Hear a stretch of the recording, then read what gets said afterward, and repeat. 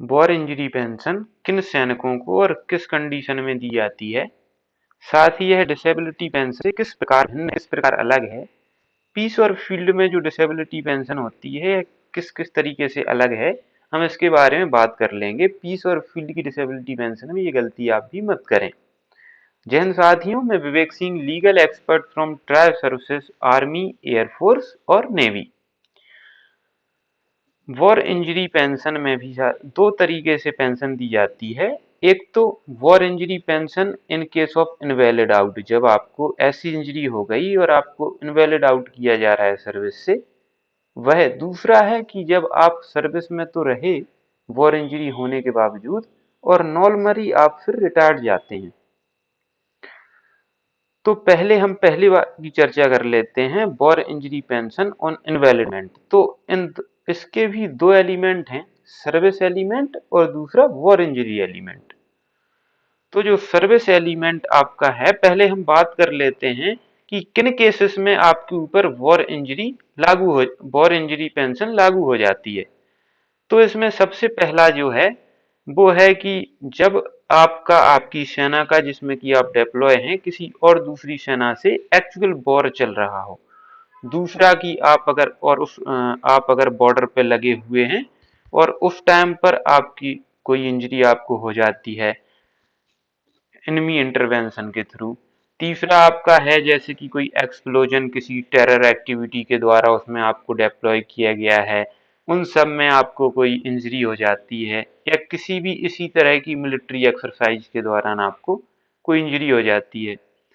पांचवा है अगर देश के किसी भी एरिया में या फॉरेन में भी पीस कीपिंग फोर्स लगाई गई है, यानी कि शांति बहाल करने के लिए आपको उधर लगाया गया है और वहां पर टेरर एक्टिविटी या और जो उसके उपद्रवी लोग हैं उनकी एक्टिविटी के दौरान आपको कोई इंजरी हो गई, तो ये सब वॉर इंजरी में आती हैं।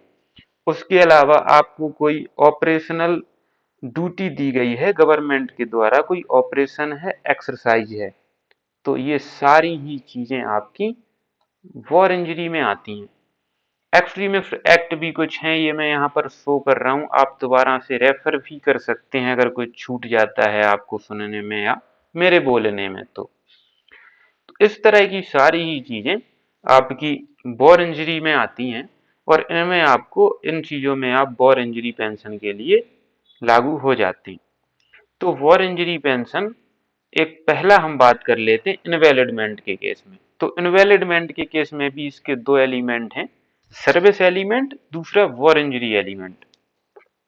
सर्विस एलिमेंट जो है वह 50% आपका जो नॉर्मल पेंशन है, नॉर्मल पेंशन में आपका टोटल एमोलमेंट्स का 50% दिया जाता है। सेम इसमें भी नॉर्मल पेंशन की तरह ही आपका सर्विस एलिमेंट है, इसके बारे में हम ज़्यादा चर्चा नहीं करेंगे। जो वॉर इंजरी एलिमेंट है इसके बारे में हम डिटेल में बात कर लेते हैं। तो वॉर इंजरी एलिमेंट जब आप इनवैलिड आउट जाते हैं तो आपका जो नॉर्मल आपका एमोलमेंट्स बनते हैं उसका 100% आपका 100% डिसेबिलिटी के लिए दिया जाता है। जो भी आपकी सैलरी बनती है, जो रेकोनेबल एमोलमेंट्स आपके बनते हैं, जो आप लास्ट ड्रॉ कर रहे थे, उसका 100% आपको 100% डिसेबिलिटी के लिए दिया जाता है। ध्यान रखें कि यह नॉर्मल डिसेबिलिटी पेंशन से काफ़ी अधिक बनती है और अगर आपकी डिसेबिलिटी उसी तरीके से कम है तो यह वॉर इंजरी एलिमेंट कम कर दिया जाएगा। लेस देन 50 के लिए 50% वॉर इंजरी एलिमेंट दिया जाएगा और 50 टू 75 पर आपको 75% वॉर इंजरी एलिमेंट दिया जाएगा और बिटवीन 76 टू 100% आपको 100% वॉर इंजरी एलिमेंट दिया जाएगा। ध्यान रखें यह वॉर इंजरी एलिमेंट आपको, जो आपका नॉर्मल लास्ट एमोलमेंट्स है, लास्ट एमोलमेंट्स का 100% में काउंट किया जा रहा है।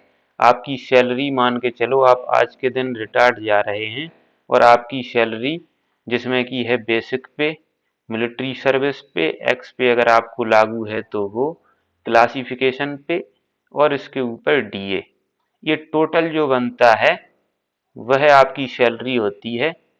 उसी का 100% वह सैलरी के बराबर ही आपका वॉर इंजरी एलिमेंट होता है। तो इसमें आप ध्यान रखें, इसको आप डिसेबिलिटी पेंशन से भिन्न समझें, ये उससे काफी अलग है।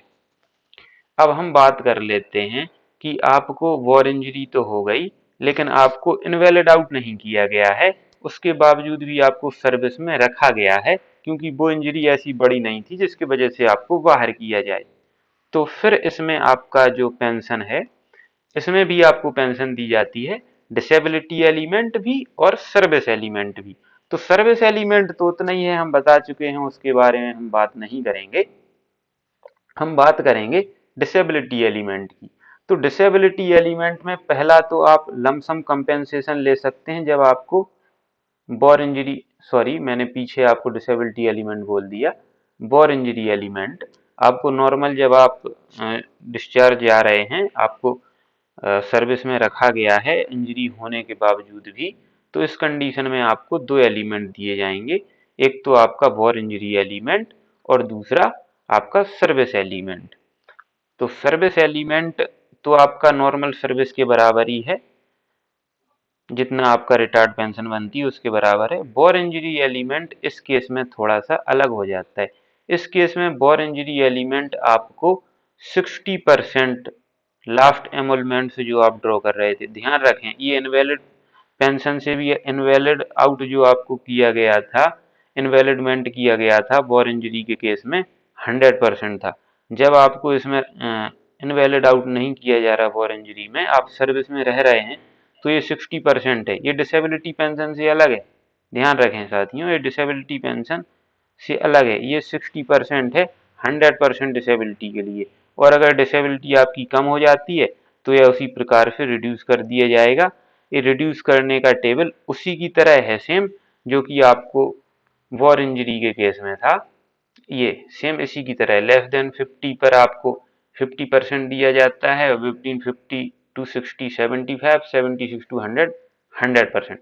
लेकिन अंतर इतना है कि जब आप सर्विस में रहे इंजरी के बावजूद भी, तो 100% डिसेबिलिटी के लिए 60% काउंट किया गया है, और अगर 100 से कम है, यानी कि मान के चलिए हम बात कर लेते हैं, यह आपका 20 टू 50%, 20 टू 49% है, तो इस कंडीशन में यह 60% का भी आपको जितना भी बनेगा, उसका भी आपका 50% कर दिया जाएगा, और 49 टू 75% तक, सॉरी 50 टू 75% तक आपको 75% कर दिया जाएगा। अच्छा, इस केस में एक और भी बहुत बड़ी बात ध्यान रखने वाली है कि आपको जब आप नॉर्मल ये सब्सिक्वेंटली डिस्चार्ज आप जा रहे हैं, वॉर इंजरी होने के बावजूद भी सर्विस में रहे, तो इस केस में आपको 20% डिसेबिलिटी कम से कम होना आवश्यक है। अगर 20% से आपकी कम थी तो आपको कोई वॉर इंजरी एलिमेंट नहीं मिलेगा। ध्यान रखें कि यह 20% आपको जब बोला जा रहा है जब आप डिसेबिलिटी होने के बावजूद भी सर्विस में रहे, इनवैलिड आउट नहीं किया गया। अगर आपको वॉर इंजरी होने पर इनवैलिड आउट कर दिया जाता है तो आपकी डिसेबिलिटी भले ही 1% है, तब भी आपको वॉर इंजरी एलिमेंट दिया जाएगा। अगर आपको आउट नहीं किया गया, आप सर्विस में रहे और नॉर्मल तरीके से डिस्चार्ज गए, इनवैलिड आउट नहीं गए, आप रिटायरमेंट गए या नॉर्मल अपनी क्लर्क सर्विस पूरी करने के बाद गए, तब आपकी डिसेबिलिटी का 20% होना कम से कम आवश्यक है, तभी आपको वॉर इंजरी एलिमेंट दिया जाएगा, अन्यथा नहीं दिया जाएगा। इसके साथ ही हम बात कर लें, वही है ये मैं आपको पहले ही बता चुका हूँ कि 60% आपका जो बनेगा नॉर्मल डिस्चार्ज आने पर, वह 60% बनेगा।